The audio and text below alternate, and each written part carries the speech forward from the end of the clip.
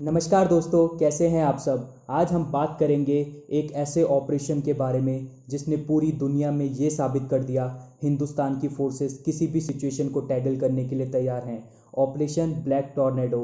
जैसा कि आप सबको पता है, मुंबई को सपनों का शहर कहा जाता है और इकोनॉमिक कैपिटल भी है इंडिया की। बात है 26 नवंबर 2008 की, जिस दिन इस शहर को बहुत कुछ झेलना पड़ा।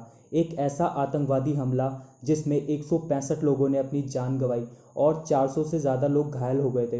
मैं आपको बताऊं तो उस समय मैं स्कूल में था जब ये सब के बारे में पता लगा। तो देखकर डर लगने लग गया था, क्योंकि पहली बार ऐसा कुछ देखा था जिसमें टेररिस्ट और कमांडो आमने सामने थे। जो हम लोग मूवीज़ में देखा करते हैं वो लाइव टीवी पे चल रहा था। इतना भयानक दृश्य था जो 3 दिन तक चला। इसके पीछे आपको पता ही है, पाकिस्तान की आईएसआई का हाथ था, उनकी आर्म फोर्सेस का हाथ, उनकी। और इसकी जिम्मेदारी भी लश्कर तैयबा ने ली थी, जो कि बहुत मुश्किल से ली थी बाद में।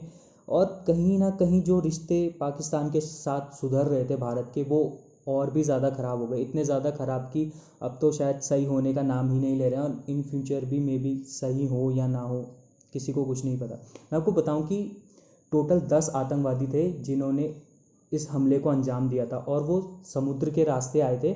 और जिस बोट को उन्होंने हाईजैक किया था उस बोट का नाम था कुबेर, और जो उसका सेलर था उसको भी इन दी एंड उन लोगों ने मार दिया था। उन्होंने उसे इतना ज़्यादा डरा दिया था कि उसको उन्हें लेकर आना ही पड़ा। सबसे पहले आतंकवादी जब पहुंचे तो वो एकदम हथियारों से लैस थे, AK-47 हैंड ग्रेनेड्स। और जो सबसे पहला हमला था ना, वो उन्होंने रेल टर्मिनस छत्रपति शिवाजी पे किया, जिसमें 58 लोगों की जान गई। और मैं आपको बताऊं, वो इतने बेरहमी से लोगों को गोलियों से छन्नी कर रहे थे ना कि आपका दिल दहल जाता। आप वैसे भी आपने शायद कहीं ना कहीं देखा होगा। उसके बाद ये लोग, क्या हुआ कि आपस में स्प्लिट हो गए। और जो अजमल कसाब था, जो कि जिंदा पकड़ा गया था, एकमात्र ऐसा टेररिस्ट, और जो उसका साथी था इस्माइल, वो लोग क्या करते हैं, वो लोग वहाँ से जाते हैं कामा हॉस्पिटल।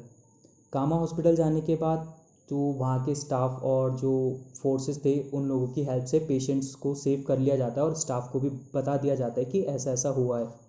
कहीं ना कहीं इसका ये फ़ायदा हुआ कि इसमें कैजुअलिटीज़ जो थी वो कम हुई। मैं आपको ये भी बता दूं कि मैक्सिमम नंबर ऑफ़ कैजुअलिटीज़ जो थी वो हुई थी ओबराय होटल में और ताज होटल में। फिर ये लोग वहाँ से जाते हैं लियोपोल्ड कैफ़े, और वहाँ पर जाके अटैक करते हैं। तो लियोपोल्ड कैफ़े में ऐसा होता है कि शाम के टाइम, आपको पता ही है, कैफ़े वैफेज़ में वहाँ पर ज़्यादातर फॉरनर्स आते थे, और उसमें 10 फॉरनर्स को उन लोगों ने बेरहमी से मार दिया था।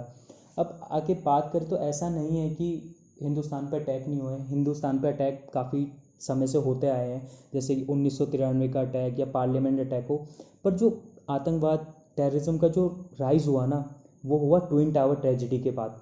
उसके बाद जो ओसामा था उसको ज़्यादा फंडिंग होने लग गई। वैसे मैं आपको बता दूं, जो लश्कर तैयबा था, ओसामा बिन लादेन का, जिसने उसको बनाया था, 1986 में उसने इसका गठन किया था।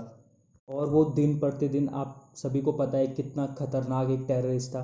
सारी दुनिया के बड़े बड़े इंटेलेक्चुअल ये बात करते हैं कि ऐसा होना चाहिए, वैसा होना चाहिए, आतंकवाद को जड़ से मिटाना है, पर साथ मिलकर कोई काम नहीं करता। आप ये अंदाज़ा लगाइए, ओसामा की डेथ के बाद हाफिज़ सईद, जो अब लश्कर तैयबा का नया कमांडर है, वो खुलेआम घूमता है, रैलीज़ करता है पाकिस्तान में, कुछ एक्शन तक नहीं लेते हैं उसके अगेंस्ट। इससे ये साबित होता है कि पाकिस्तान में सिर्फ आतंकवादी संगठन और फोर्सेस का राज है। बाकी पीएम हो या वहाँ का डिफेंस मिनिस्टर, सब कठपुतली हैं इन लोगों की। हुआ ये कि मैं आपको बताऊं, जब इन्वेस्टिगेशन हुई तो बाकी सबको तो जन्नत की हूर के पास पहुंचा ही दिया गया था, जैसा कि इनके आकाओं द्वारा इन्हें सिखाया जाता है। अब अजमल कसाब था, उसने बताया कि उनकी जो ट्रेनिंग थी वो मुजफ्फराबाद पाकिस्तान में हुई थी। और जो इनकी ट्रेनिंग थी वो 4 फेजेज़ में थी। इनकी ट्रेनिंग का पहला हिस्सा था साइकोलॉजिकल ट्रेनिंग। मतलब कि इनको इतना ज़्यादा ब्रेन वॉश कर दिया गया था कि कुछ भी समझ नहीं आता था। इनके दिमाग में सिर्फ नफ़रत ही नफ़रत भर दी गई थी, इतनी बुरी तरीके से। और सबसे पहले मैं आपको बता दूं कि इसमें इन्हें क्या दिखाया गया। इन्हें सबसे पहले दिखाया गया इसराइल और पैलेस्तीन की जो वॉर है उसकी पिक्चर दिखाई गई। इसराइल और पैलेस्तीन के युद्ध के बारे में तो आपको पता ही है, कब से इजरायली फोर्सेस, मोसाद और PLO, पैलेस्तीन लिबरेशन ऑर्गेनाइजेशन के बीच आपस में हिंसा होती रहती है।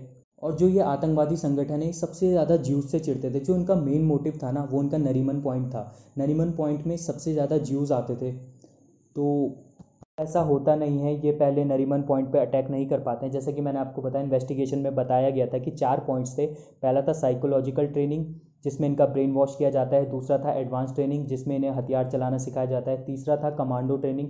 इनको आप कमांडो ट्रेनिंग तो क्या ही समझे, या फिर जैसे कमांडोज का माइंडसेट होता है, जैसे वो रिएक्ट करते हैं, जो उनकी स्किल्स होती है, वो सब सिखाया जाता है। और लास्ट फेज होता है डेथ, जिसमें सिखाया जाता है कि मौत एक जन्नत है, जितने बेगुनाहों को मारोगे उतना ज़्यादा जन्नत मिलेगी, जो उनके आका इन्हें सिखा देते हैं। पर इन सब के दिमाग को ठीक करना भारत की सेना को बखूबी आता है, और जब भी ऐसी कोशिश हुई, इनको इनके अंजाम तक पहुंचा दिया गया। होता क्या है कि जब ये लोग कामा हॉस्पिटल को छोड़ते हैं, तो इन्हें रास्ते में पुलिस की गाड़ी मिलती है, जिसे ये हाईजैक कर लेते हैं। तो उस बीच इनको पुलिस स्टेशन भी मिलता है रास्ते में। तो पुलिस स्टेशन में उन लोगों को पहले से इन्फॉर्म कर दिया गया होता है कि वो उस रास्ते से गुजरेंगे, तो आप सारी लाइट ऑफ कर दीजिएगा और अपने आप को सिक्योर कर लीजिएगा, शायद अटैक हो सकता है। इस बीच क्या होता है, जो हमारे ऑफिसर्स होते हैं, हेमंत करकरे, विजय सालस्कर, अशोक कामटे, एक्चुअली ये एटीएस ऑफिसर होते हैं, एंटी टेररिज्म स्क्वाड के। जब भी कोई आतंकवादी हमला होता है तो एटीएस सबसे पहले आती है, उसके बाद एनएसजी कमांडो या बाकी फोर्सेस आती हैं। तो हुआ ये, जब कसाब और इस्माइल जा रहे होते हैं, तो बीच में पुलिस की गाड़ी आ जाती है, जिसमें 3 लोग बैठे होते हैं, और ये उन लोगों पर अंधाधुंध फायरिंग कर देते हैं, और हमारे तीनों ऑफिसर इस बीच शहीद हो जाते हैं। फिर ये लोग आगे बढ़ते हैं, तो आगे पुलिस ने बैरिकेडिंग की होती है, और ये बीच में एक कार, पुलिस की कार को छोड़ के एक सिविलियन की कार को हाईजैक कर लेते हैं। तो जब आगे पुलिस बैरिकेडिंग होती है, तो ये लोग सोचते हैं कि अब क्या करना है, अब तो हम लोग वैसे भी फंस गए, तो ये लोग वहीं रुक जाते हैं। जब इनको बाहर निकलने के लिए बोला जाता है, तो ये लोग नहीं आते। इससे सिक्योरिटीज़ ये श्योर हो जाती हैं कि अंदर आतंकवादी ही हैं। इस बीच हमारे जाबाज सिपाही तुकाराम ओमले ने कसाब को गाड़ी से निकाला, और कसाब ने उन पे अंधाधुंध फायरिंग शुरू कर दी, जिसके बीच वो शहीद हो गए। और जो इस्माइल था, वो तो पहले ही मर चुका था। एक ग्रुप यहाँ पर ख़त्म हो गया। जो दूसरा ग्रुप था, वो ताज होटल और ओबराय होटल पर ऑपरेट कर रहा था। ये लोग धीरे धीरे, जैसे जैसे अंदर घुसते गए, ये हैंड ग्रेनेड से धमाका करते गए। टोटल इन्होंने 6 धमाके किए। पहला लॉबी में, 2 एलिवेटर में, बाकी जो 3 थे वो उन्होंने रेस्टोरेंट के रूम्स में किए। और जैसे जैसे ये रूम्स क्लियर कर रहे थे, ये सारे रूम्स को जलाते जा रहे थे। ओबराय में भी इन्होंने सेम किया, और जितने लोग थे उनको गोलियों से छन्नी करते जा रहे थे। इनको इतना तो समझ आ गया था कि इनको मरना तो है ही, इन्हें ज़्यादा से ज़्यादा कैजुअलिटीज़ करनी थी भारत की। और उसी समय पुलिस एटीएस अपना काम तो कर ही रही थी, पर तब तक दिल्ली से एनएसजी कमांडोज जो होते हैं वो आ जाते हैं। और साथ ही साथ police, fire brigade, ATS, RAF, Marcos यानी कि मरीन कमांडोज। बचना तो था नहीं इन लोगों ने, पर फिर भी जो हॉस्टेजेस बनाए हुए थे उन्हें छुड़ाना भी ज़रूरी था। तो क्या होता है, जो एक टुकड़ी होती है वो ताज के फ्लोर बाय फ्लोर ये सब क्लियर कर रही होती है, जो ऑपरेशन चल रहा होता है। और जो उसको एनएसजी वाले ऑपरेशन को लीड कर रहे होते हैं, वो होते हैं मेजर संदीप उन्नीकृष्णन। ऑपरेशन को लीड करते करते जो उनके मेजर संदीप के जो साथी होते हैं, सुनील, वो उनको बचाते बचाते अपनी प्राणों की आहुति दे देते हैं, जब वो ये सब क्लियरेंस कर रहे होते हैं। और जो ऑपरेशन चल रहा होता है, उसके बीच में लगातार फायरिंग हो रही होती है। तो फायरिंग के बीच में ऑपरेशन को अंजाम देना, हॉस्टेजेस को बचाना, ये एक बहुत बड़ा चैलेंजिंग सिचुएशन थी। और हमारी भारतीय सेना, एनएसजी कमांडोज को हमें शुक्रिया करना चाहिए, जिन्होंने कम से कम कैजुअलिटीज़ में हमारे देश की रक्षा की। इन दी एंड 29 नवंबर को ये ऑपरेशन फिनिश हो जाता है। इसके बाद जैसा कि आपको पता है, नेशनल इन्वेस्टिगेशन एजेंसी बनाई गई, एनसीटीपी भारत सरकार द्वारा बनाई गई। भारत सरकार ने ये सुनिश्चित किया कि इन फ्यूचर ऐसा खतरा दोबारा भारत पे पैदा ना हो। और मैं आपको बता दूं, एनसीटीपी की फुल फॉर्म होती है नेशनल काउंटर टेररिज्म सेंटर। दोस्तों, अगर आपको ये वीडियो पसंद आई तो वीडियो को लाइक कीजिए, शेयर कीजिए। और नेक्स्ट लेक्चर आएगा इज़राइल कमांडोज मोसाद के ऊपर, जिसमें उन्होंने अपने 11 ओलंपियंस का बदला लिया था। धन्यवाद दोस्तों।